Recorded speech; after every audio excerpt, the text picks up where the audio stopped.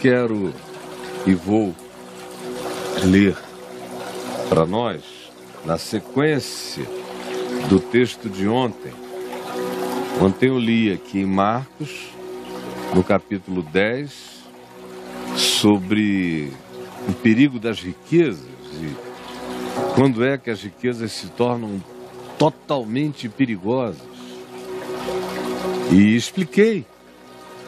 Quem não assistiu ontem, procure no meu canal no YouTube ou mesmo no Face. Essa mensagem está lá, de ontem. E aquele contexto dito ontem é importantíssimo para quem está chegando agora. Mas eu não tenho tempo para explicar tudo outra vez. Vou ler no capítulo 10 de Marcos, na sequência, do verso 32 ao verso 34, agora no imediato. E que diz assim: depois daquela conversa toda, quando eles viram e quebraram, deveriam pelo menos ter quebrado a falsa ideia de que riqueza é sinal de prosperidade, conforme Jesus disse, não é, ao contrário, é difícil um cara que ama e confia nas riquezas entrar no reino. Muito difícil. É um milagre de Deus que qualquer um entre. Assim, alguns entrarão, mas aqueles que confiam e amam o poder material da riqueza matam seu espírito, porque inverteram a ordem e o significado das coisas, e a inversão do significado das ordens e dos valores universais estabelecidos por Deus mata o espírito.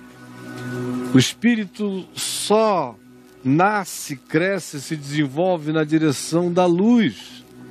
E a luz só é um derramar real para o espírito quando a canalização é através dos significados e dos valores e das importâncias estabelecidas pelo Senhor da vida, que são as leis da vida.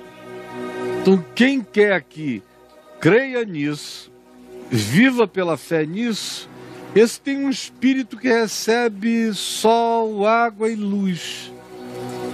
Quem não crê nisso, como por exemplo aqueles que colocam a sua confiança nas riquezas e nos poderes deste mundo, são como aqueles que existem nas trevas, na escuridão.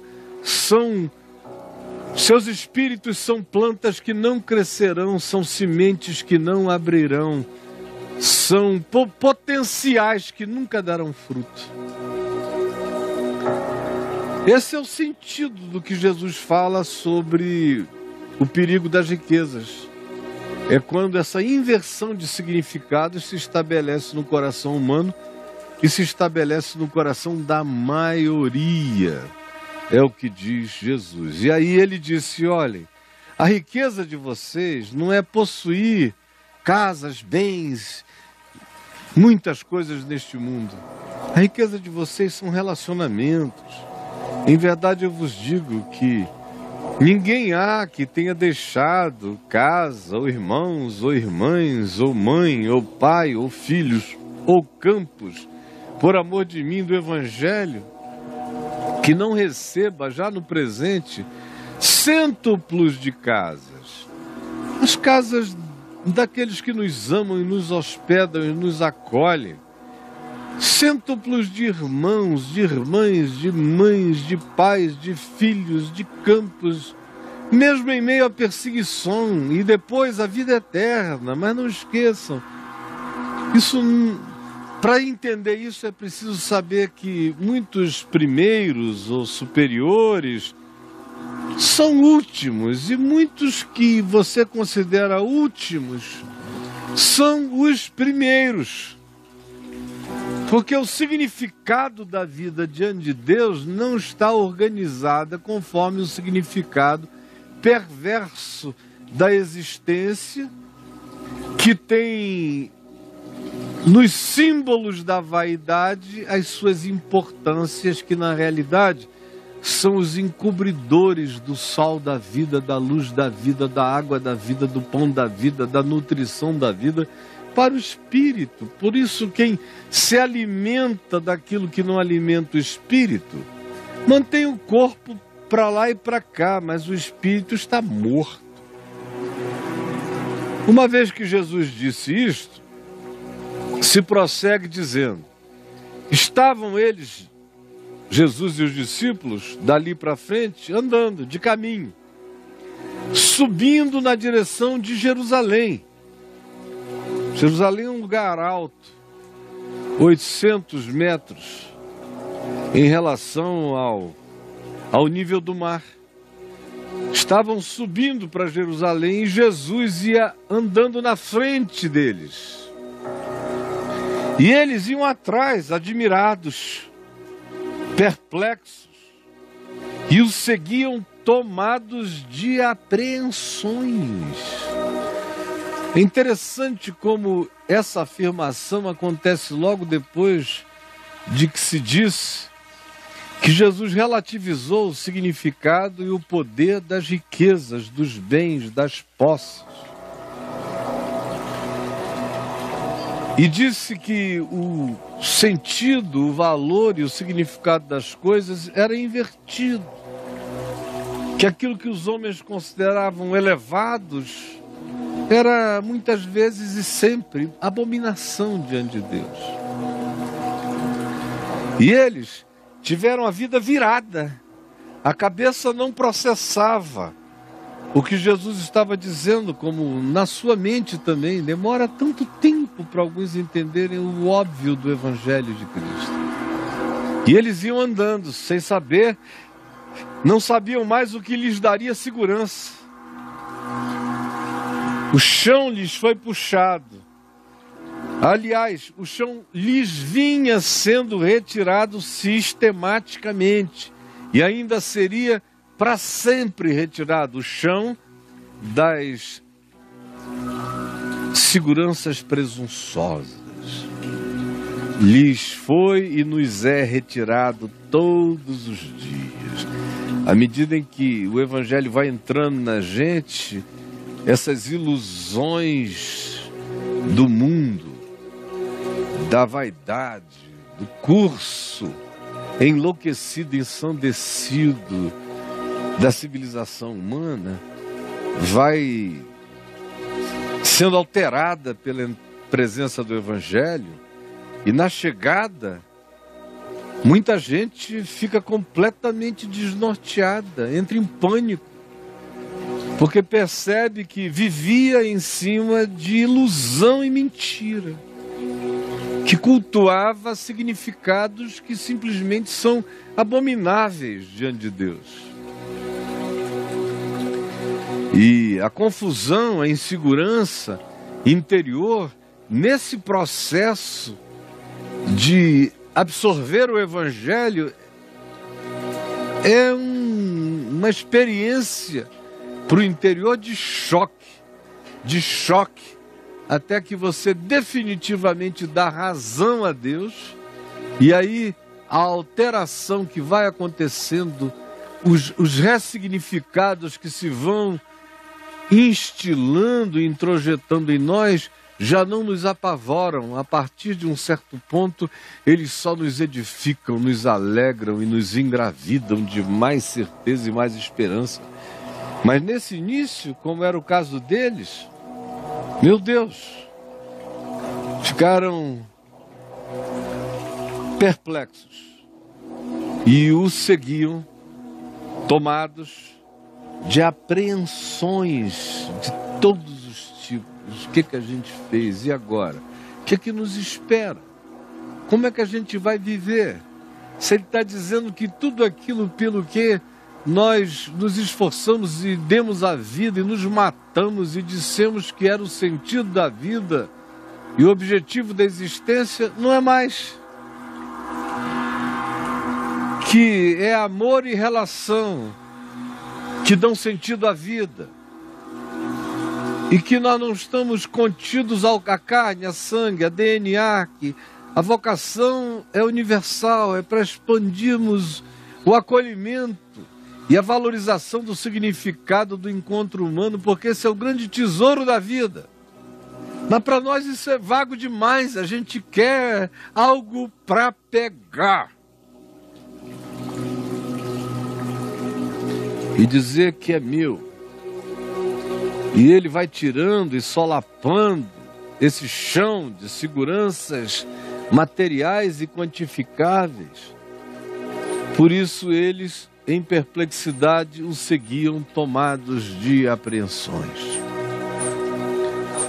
Como acontece com você hoje.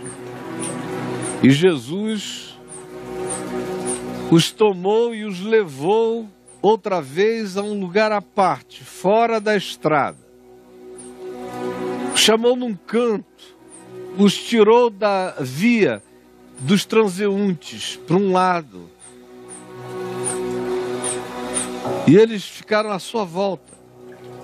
E Jesus passou a revelar-lhes as coisas que deviam sobrevir. Estavam também tomados de apreensão pelo que já não era a base de segurança da vida, que Jesus foi solapando tudo. E estavam tomados de apreensão com relação a esse silêncio de Jesus que andava na frente deles na direção de Jerusalém, sem conversa, uma determinação chocante. E eles ficaram num limbo de angústia. Para trás não tem mais nada. E para frente? É duro quando você chega nesse momento existencial da vida em que para trás não tem mais nada. Tudo que tinha valor não tem mais. Tudo que foi objeto da sua ilusão deixou de ser. Tudo aquilo que foi motivação enganosa foi desconstruída. A mentira como propulsor foi desligada. Então, para trás, o que tem? Vácuo. Eu vivia no vácuo. Para trás não dá. E para frente?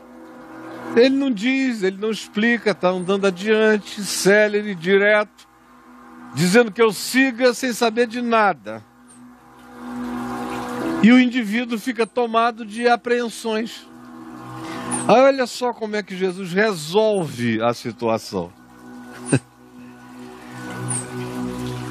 Jesus os chama à parte e lhes revela as coisas que deviam sobrevir. Olha só o que ele diz. Eis que subimos para Jerusalém. Ele deu lá o GPS do destino. Para onde vai? Jerusalém. E aí ele prossegue e diz, e chegando lá, o Filho do Homem será entregue aos principais sacerdotes, doutores, teólogos e homens importantes da religião. E eles condená-lo-ão, o Filho do Homem, à morte. E o entregarão aos gentios, aos romanos, aos poderes políticos, tirânicos, que usurparam o poder nesse chão e na terra toda, que eram os romanos. E todos somados, incluindo o povo, vão de escarnecê-lo, escarnecer do Filho do Homem, do Filho da humanidade, e vão cuspir nele, açoitá-lo, matá-lo, mas vai ficar tudo bem. Depois de 3 dias ressuscitará. Mas isso não serve para tirar a apreensão e a perplexidade de quem está viciado em seguranças, não incertezas. A maioria das pessoas se vicia em pseudo-seguranças. E Jesus só tem a oferecer certezas. Aquele para quem certeza passa a ser uma segurança, esse está firme, está forte, atravessa tudo. Mas aquele para quem Só existe algum sentimento, não é nem certeza, é um sentimento de certeza quando há conforto. Esse está totalmente despreparado para seguir a Cristo e para viver a vida. Para viver a vida nesta existência e para viver a vida com a alegria dos que já carregam no peito a vida eterna. Guarde isso que eu estou lhe falando. Aquele para quem a vida só é vida quando ele tem garantias de segurança, esse está totalmente inadequado para andar com Jesus. Para andar com Jesus, a gente só vai se adequando quando a gente passa a se alimentar das certezas da palavra dele. Com conforto ou sem conforto. É isso que ele está dizendo. Vocês estão cheios de apreensão. Deixa eu dizer para vocês com certeza. Com certeza, o que tem adiante de nós é morte, é perseguição, é escárnio. É gente usando do poder para tentar humilhar, quebrar, impedir. E eles irão até as últimas consequências, são capazes de matar. Mas não tenham medo. Depois de 3 dias eu vou ressuscitar. E não tenham medo. Porque eu venço o mundo. Confiem neste fato. Não importa o que aconteça, eu ressuscito. Eu venço. Alimentem-se de certezas, não de impressões nem de confortos. Alimentem-se de certezas da fé e do Evangelho, não de impressões ilusivas de conforto imediato. Porque aquele que se estriba nas impressões dos confortos perderá tudo com a perda de tal conforto e blasfemará do céu e amargurar-se-á na sua alma e morrerá no seu espírito, porque transferiu sua segurança para impressões, sensações e pseudo garantias de estabilidade. Como casa, como pai, como mãe, como filho, como irmãos, como amigos. Tudo isso é lindo, mas é relativo. Os pais às vezes não amam ou desamam, ou se apaixonam por outras pessoas e esquecem seus filhos. Ou às vezes nascem desnaturados, paterna e maternalmente falando. Filhos às vezes se tornam verdadeiras víboras venenosas contra os pais. Irmãos, não importa o tempo de convívio, podem subitamente se tornarem outras pessoas e até se voltarem contra nós. O mesmo com amigos, propriedades, às vezes a gente tem, às vezes a gente perde. A circunstância econômica muda. O emprego vira desemprego e o desemprego pode virar pobreza, dificuldade, angústia, ansiedade. E você vai botar a sua segurança na instabilidade das materialidades quantificáveis. E quem é você para achar que se você tiver coisas, você vai usufruir delas, porque basta que lhe venha uma angústia inexplicável, um desequilíbrio químico, uma alteração psíquica, e mesmo que você seja dono de todas as coisas, o dono da Amazon, você não vai ter paz nem para usufruir o que realizou e conquistou. E pode surtar e enlouquecer, e um outro tomar o seu lugar, e você já nem reconhecer o que você mesmo criou. Ah, como é ilusivo, como é enganoso, como é torpe o pensar que as nossas garantias vêm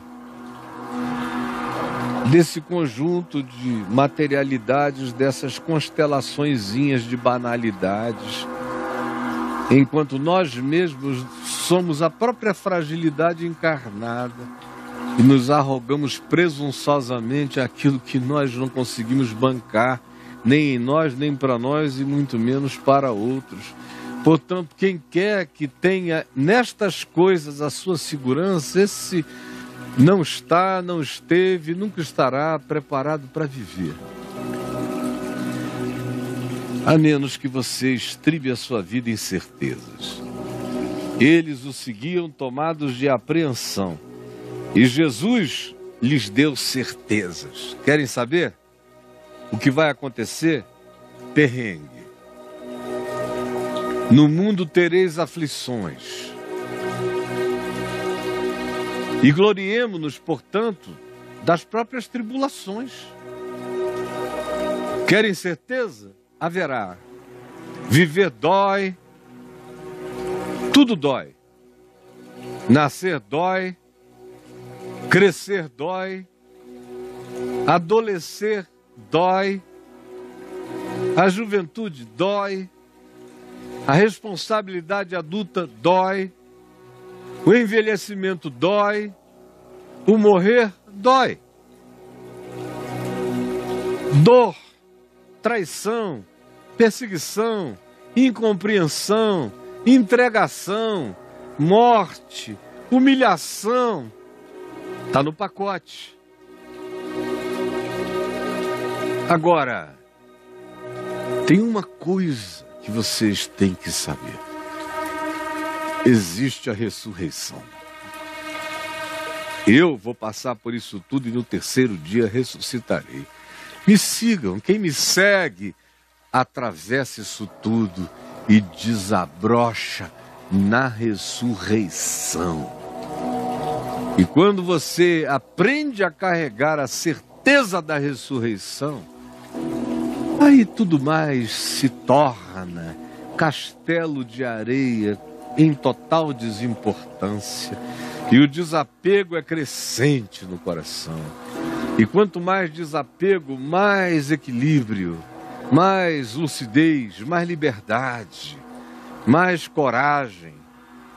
E quanto mais você estribe a vida na certeza da fé, na palavra que não mente, na palavra da realidade que diz: no mundo é assim mesmo, mas tenham bom ânimo.